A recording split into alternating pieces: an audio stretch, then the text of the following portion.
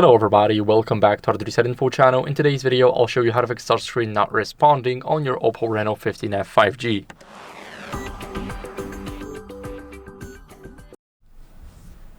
So first, make sure to remove screen protector and a case because it can cause a lot of interference, and let me explain why.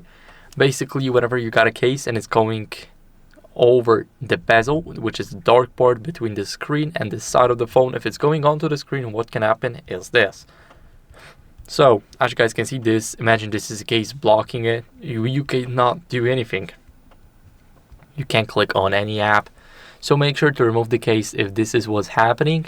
Also, for the screen protector, I do have a screen protector. It's applied perfectly around the screen and it's not going towards the edge or the side of the phone. So, if your screen protector is not applied properly, make sure to remove it and apply another one.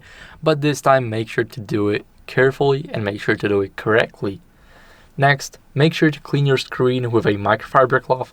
So I got the cloth with me right here.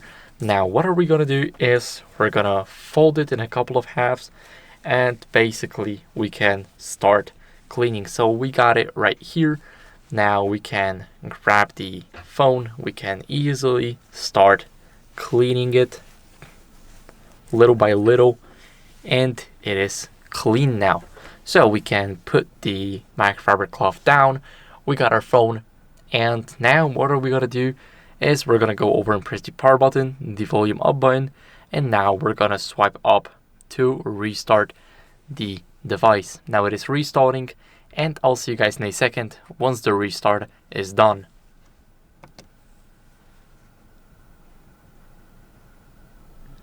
Now, after the restart, what you guys want to do as a last resort is update your software. So go over, open up these settings, and here what you guys want to do is scroll down. So as you guys can see, I still need to wait for the phone because it is a bit laggy. Just turned it on. Let's go over, click System and Update, and go to Software Update, the first option right up top here, and it's checking for updates automatically. All you really need here is a Wi-Fi connection.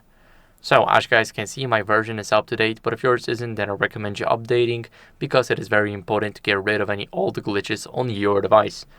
So if you got an update, you will see a button on the bottom right here to tell you to download and install or restart the phone, and the update will automatically adjust.